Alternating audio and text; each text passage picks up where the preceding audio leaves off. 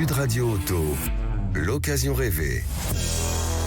Avec AD, le réseau 2000 garagistes et carrossiers multimarques. Chaque semaine, Sud Radio et ses partenaires de Mobility TV essayent pour vous un véhicule sur le marché de l'occasion. Aujourd'hui, on va essayer l'une des générations, en tout cas, de la Hyundai Santa Fe avec nos 3 spécialistes que je m'apprête à vous présenter.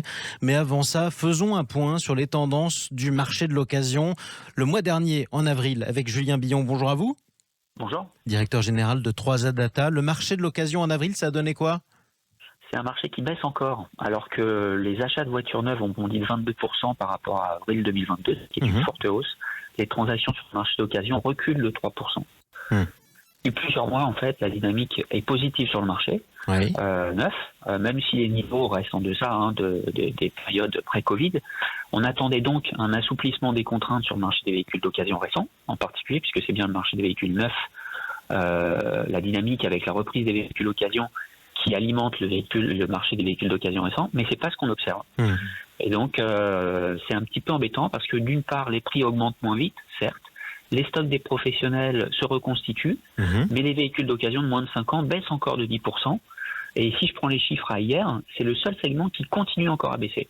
C'est ça. Donc, il va y avoir encore des effets d'ajustement de prix à venir pour que l'offre rencontre la demande. Et puis, au final, sur ce marché occasion, le seul segment qui résiste en avril, c'est le segment des véhicules de plus de 10 ans.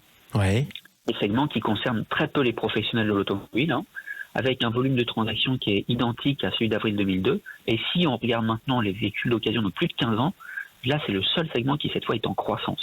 Et on sait 28% de part de marché avec une croissance de 7%. Donc, on continue à acheter des véhicules d'occasion anciens. Des véhicules d'occasion anciens qui ne pourront bientôt plus rouler dans les zones à faibles émissions. On en parle chaque semaine sur Sud Radio. Merci Julien Billon.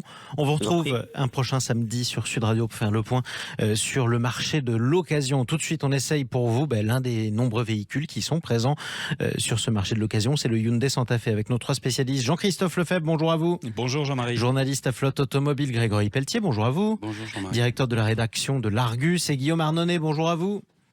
Bonjour Jean-Marie. En duplex, Guillaume Arnonnet d'Enchères VO. Hyundai Santa Fe, d'abord, tiens, Grégory Pelletier, combien de générations on peut avoir sur le marché de l'occasion ? 4 générations. 4, ça fait beaucoup. Ouais, beaucoup, depuis 2000, ensuite 2006, 2012 et 2018. C'est ça, bon, elles se ressemblent ou pas ?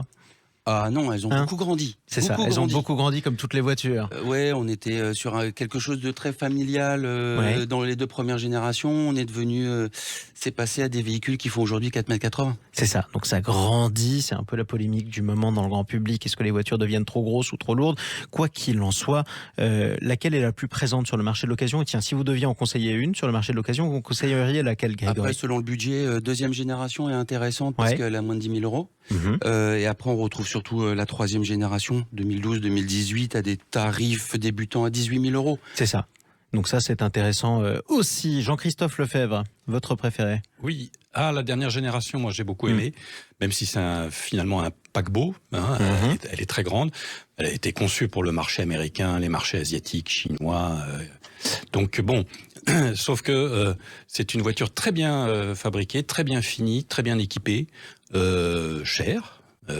Mais on peut quand même la trouver, la dernière génération, à 40 000 euros à peu près, ce qui pour une voiture, c'est un gros SUV, est tout à fait abordable par rapport au premium allemand, de même génération, qui va être à 60 000 euros encore. Et c'est ce qui va encore augmenter. Ça fait un sacré budget. Sur le marché des enchères, ça donne quoi, Guillaume Arnonnet ? C'est un véhicule qui a eu un gros succès commercial quand même, qui a vraiment bien installé la marque sur le marché de l'occasion avec un excellent rapport qualité-prix, fiabilité, performance et surtout avec des déclinaisons qui ont installé le véhicule comme un vrai SUV avec la modularité, le côté 7 sièges, un moteur diesel qui a fait ses preuves, qui est le CRDI, des versions en 4.2 également. Donc voilà, beaucoup de versions, mais avec un trait commun qui est un excellent rapport qualité-prix, une bonne perception de la qualité par les clients. Donc c'est vraiment un véhicule qui se vend très bien sur le marché de l'occasion et qui reste accessible pour les anciennes générations, parce qu'effectivement c'est un véhicule qui offre un très bon rapport qualité-prix. Alors à quel conducteur ou alors à quel ménage ce véhicule s'adresse, Grégory Pelletier? Bah là, clairement, grande famille, jusqu'à 7 personnes. Jusqu'à 7 personnes, donc oui, 13 à la douzaine presque. Là, on est, enfin, il s'appelle Santa Fe, c'est pas pour rien, donc c'est la vision américaine du SUV. Donc oui, grande famille ou 5. Mais on a besoin de beaucoup de coffres. Véhicule, en effet, rapport qualité-prix, super équipé, très confortable. Ouais.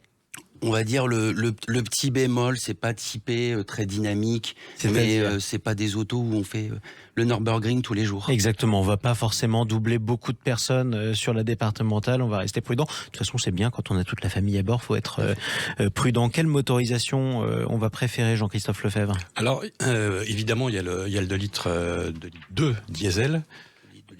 2 litres et 2 litres 2 qui a fait le gros des ventes. Alors aujourd'hui, c'est un peu moins le cas. Il y a de l'hybride rechargeable qui est pas inintéressant mais qui coûte cher et qui est surtout en réalité c'est comme un véhicule statutaire et en entreprise on en trouve parce que il y a quand même un différentiel de prix important par rapport aux concurrents. Il n'y a pas de concurrent français par exemple.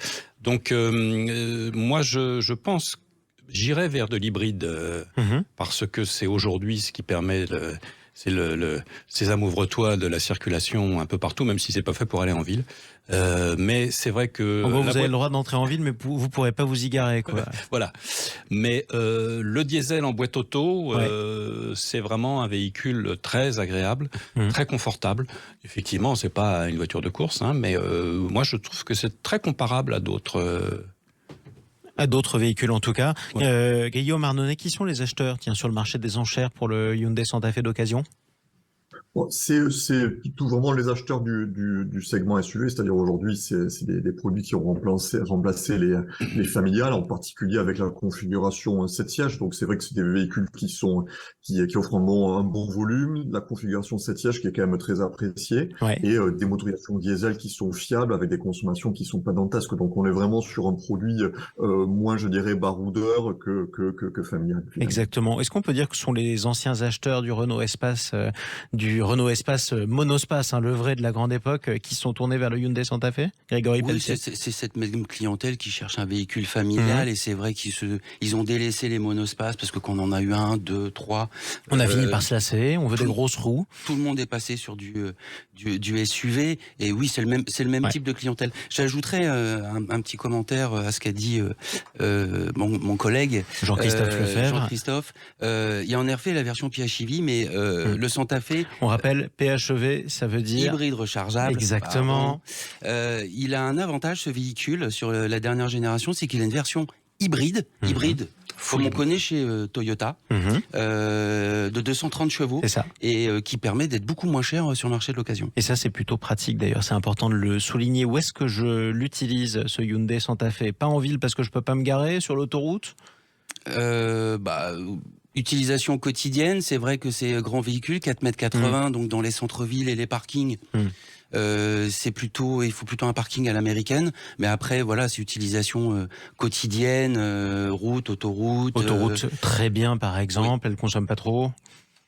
En diesel boîte auto, non, ça reste raisonnable. Après, sur des PHEV hybrides rechargeables, un peu plus, parce que c'est des véhicules qui sont lourds, gros. Donc, faut prévoir quand même un budget carburant. Pour conclure, si je veux me tourner vers le Hyundai Santa Fe d'occasion, je peux hésiter avec quel modèle? C'est quoi ses concurrents directs? Sur cette dernière génération, en face, on va trouver du Skoda Kodiaq en 7 places, parce que des 7 places, il n'y en a pas beaucoup. C'est pour ça. Skoda Kodiaq, 5008, un Espace. Un Renault Espace, un bon vieil Espace. Son cousin qui a Sorento. Voilà. Cousin qui est sur la même base. Il y en a quand même quelques-uns des véhicules sur les 7 places. Et lequel je préfère?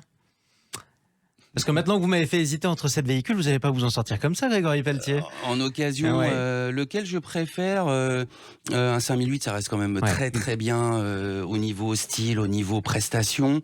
Un Enyaq est aussi vaut le coup. Enfin, Kodiaq, pardon. Kodiaq. Oui, Enyaq, c'est la version électrique. Voilà. Non, moi je prendrais la dernière génération en full hybride. Donc, parce que ça évite d'avoir à recharger, mais ça fait vraiment baisser les consommations pour de vrai. Et ben ça c'est plutôt important aussi. Merci à tous les trois pour cet essai. Jean-Christophe Lefebvre pour Flotte Automobile, Grégory Pelletier pour l'Argus et Guillaume Arnonnet pour Enchères VO. On vous dit à samedi prochain.